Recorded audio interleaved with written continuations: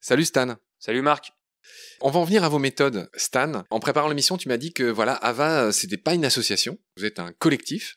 Raconte-moi comment vous fonctionnez, comment vous empêchez, qu'est-ce que vous faites pour sauver des animaux, concrètement? Pour expliquer ce qu'on fait, il faudrait remonter un petit peu à la Croix-Saint-Ouen, si tu veux bien. Ce jour-là, les gens se sont rendus compte qu'on pouvait s'opposer à la chasse à courre d'une manière ou d'une autre, et après cet incident, le maître d'équipage et son équipage ont été interdits de chasse pendant un mois. Sauf qu'on s'est rendu compte qu'ils n'avaient pas respecté cette interdiction. Donc on y allait une première fois pour prendre des photos et documenter ça. On était 3, 4 avec un appareil photo. Et puis on s'est rendu compte que c'était possible d'être là pendant la chasse à courre. Donc on est revenu la semaine d'après à 10, puis la semaine d'après à 15, 20, et un mois plus tard on était 50, 60 au milieu de la chasse à courre.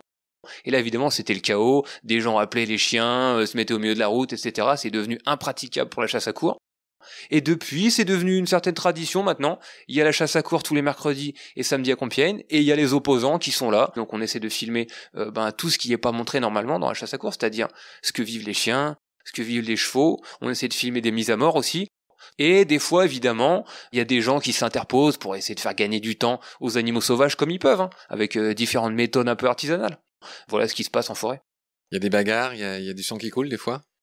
On se fait agresser pas mal de fois. Comme je te l'ai dit, on a une charte qui proscrit vraiment toute violence parce que voilà, on n'est pas comme ça, on a des valeurs, et si on est là pour défendre la paix dans les campagnes, on n'est pas là non plus pour rajouter du désordre au désordre. Mais en face, ils ont pas vraiment ce genre de valeurs. C'est les gens qui sont habitués à tuer, c'est les gens qui sont armés. À tuer des animaux, je précise. À tuer les animaux, évidemment. Et donc du coup, c'est vrai que on se fait pas mal agresser, on prend des coups, on arrive à désamorcer les tensions en prenant nos distances, en provoquant pas, en essayant pas trop de leur parler, en essayant juste d'être là, quoi. Mais c'est difficile des fois et on a pas mal encaissé, ouais. Des gens qui sont habitués à tuer, je suis pas tout à fait d'accord. D'après ce que j'ai lu, justement, les animaux sont parfois très mal tués, ce qui ajoute aux reproches. Disons que il y a la théorie encore, il y a les beaux livres de vénerie où on montre que en un coup de dague en plein cœur, le roi a tué le cerf, son noble opposant, mais en fait non, c'est beaucoup plus compliqué que ça. Ils ratent beaucoup leurs coups, ils arrivent à le planter plusieurs fois dans tous les sens, à la gorge. On voit des animaux qui agonisent dans l'eau, qui sont noyés, plonger la tête sous l'eau. C'est pas aussi propre que les tableaux de vénerie qu'on voit au musée. Alors, soyons concrets, vous avez sauvé combien d'animaux et comment vous les sauvez, les animaux? Vous documentez ce que vous voyez ou vous empêchez, est-ce que du coup vous réussissez à sauver des animaux concrètement? Écoute, on peut parler d'une chose déjà, c'est qu'en France, et c'est le seul pays au monde qui fait ça, l'entrave à la chasse, faire obstruction à un acte de chasse, c'est une infraction. C'est puni de 1 500 € d'amende. La description elle-même de l'acte de chasse, et donc de l'obstruction à un acte de chasse, est assez floue. Cette loi est un peu mal foutue et en fait n'est pas constitutionnelle d'ailleurs. Elle n'est pas appliquée. Mais donc c'est vrai qu'on se retrouve à avoir un certain nombre de gens en forêt pendant les chasses à courre, et ça pour les chasseurs, rien que ça, le fait qu'on marche sur les empreintes du cerf, le fait qu'on mette notre odeur et même l'odeur de la citronnelle qu'on utilise contre les tiques par exemple. Tout ça fait que les chasseurs n'aiment pas notre présence, le fait qu'on veuille parler aux chiens, caresser les chiens, voir comment ils vont, tout ça, ça ralentit la chasse. Donc vous les gênez, vous documentez ce qui se passe, mais vous empêchez pas, de manière générale, l'animal d'être tué. On peut parler de cas spécifiques où par exemple, disons l'année dernière, au mois de septembre, il y a encore un cerf qui s'est réfugié, comme ça arrive plein de fois par an, qui s'est réfugié dans une zone résidentielle à Compiègne. Et là, si on n'avait pas été là, si on n'était pas intervenu pour mobiliser tous les habitants, les médias et fait barrage entre les veneurs et le cerf, c'est évident qu'il l'aurait tué, remballé, nettoyé les traces de sang au sol et fait la curée au chenil quelques heures plus tard. Le fait qu'on ait été là, qu'on soit mobilisé, ça a clairement sauvé cet animal.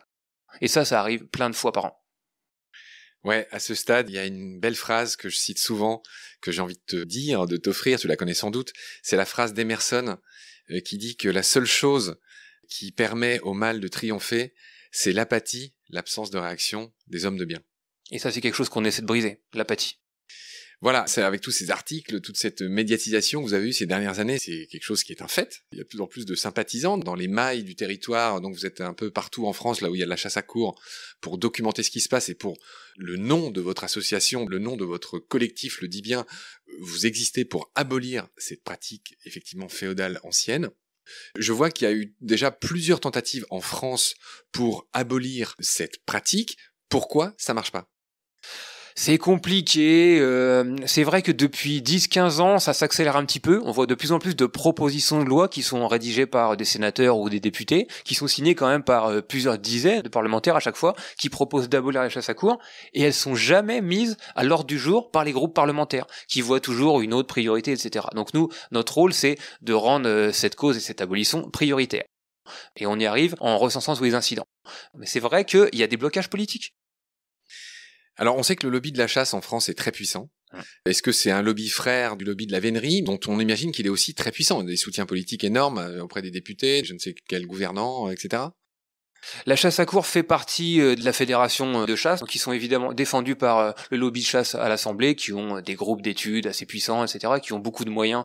D'ailleurs, c'est le lobby chasse le plus puissant d'Europe et même du monde. C'est vraiment un pays spécial à ce niveau-là. Donc on fait face à ça. On fait face à des réseaux aussi localement, parce que la chasse à courre, c'est là où on fait des notables en fait. C'est un mélange de grands agriculteurs, de ce qu'on appelle des barons politiques locaux. Sur Compiègne et Chantilly, on connaît bien ça. Et ça fait pas mal de résistance politique qu'il faut briser à chaque fois pour arriver à l'abolition, j'espère, bientôt. En préparant l'émission, je te disais que j'avais invité Willy Schren au nom du fait que c'est bien d'inviter des gens, même si on n'est pas en accord avec eux, c'est en tout cas ce que je pense.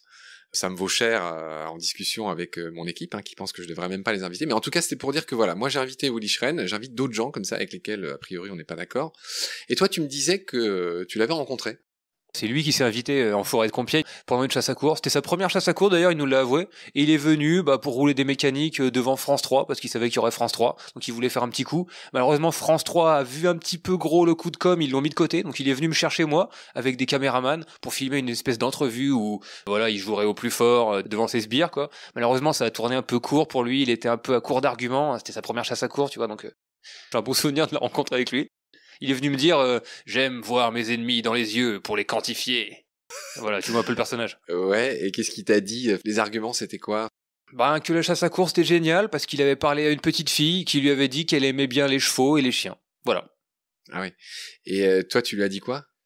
Je lui ai dit que peut-être il ferait bien de venir voir une deuxième chasse et une troisième chasse. Peut-être que voilà, il ferait bien d'écouter les gens qui subissent des incidents toutes les semaines autour de cette chasse à courre. Donc ça a tourné court sur place, tout ça, mais est-ce que cette entrevue a été filmée? Elle a été filmée, elle est dispo sur internet, sur YouTube. Il suffit de taper la première chasse à courre de Willy Schren, voilà. Tu me dis ça avec un grand sourire, c'est plutôt une vidéo que vous aimez que les gens voient? C'est une vidéo humoristique, vu comment ça a tourné, voilà, donc je conseille les gens de venir voir ça. Vous avez fait combien de vues? Je sais pas, 200 000, 300 000. Ah oui, d'accord, ok. Bon, j'irai la voir après l'émission. Très bien. Donc Stan, ok, donc on voit qu'en France c'est un peu bloqué, il y a eu beaucoup de propositions qui n'ont jamais abouti. On va parler de ce qui se passe dans les autres pays, c'est très intéressant. Je vois qu'en Belgique, la chasse à courre a été abolie en 1995. Ouais, ça a été aboli en 95 et on leur a donné 5 ans pour plier bagages et beaucoup sont partis chasser à courre en France. Dommage. Je vois qu'en Grande-Bretagne, on l'a déjà évoqué, la chasse à courre a été abolie en 2005. C'est quelque chose de très important parce que la chasse à courre en Angleterre c'était vraiment quelque chose d'historique. Malheureusement là-bas, la loi fait que, c'est une loi à trous en fait, qui fait que ça autorise la chasse à courre au leurre. Ça veut dire que théoriquement il y aurait quelqu'un avec un quad qui répandrait une odeur animale et ce serait une chasse derrière cette odeur. Mais en fait, les chasseurs à courre là-bas s'organisent pour continuer à chasser illégalement les renards en faisant semblant de chasser un leurre. Donc en fait, l'abolition là-bas n'est pas effective. Elle n'est pas complètement effective, d'accord, ok. Merci pour cette précision. Le cas de l'Allemagne est très curieux. Je lis qu'en Allemagne, la chasse à courre a été abolie une première fois en 1934 sous le régime nazi. Tu me dis que les choses ne sont pas si simples en Allemagne.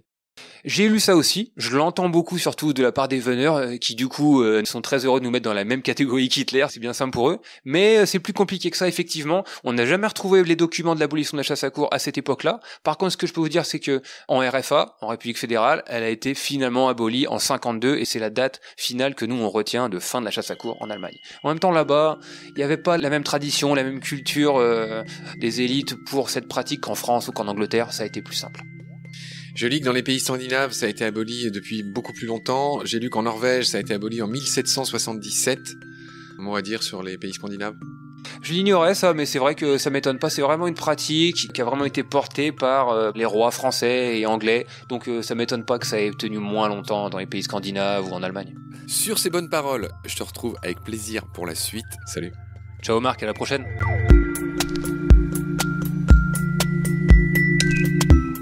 notre combat, nous deux. Tu avais l'œil du tigre, tu en voulais ce soir-là.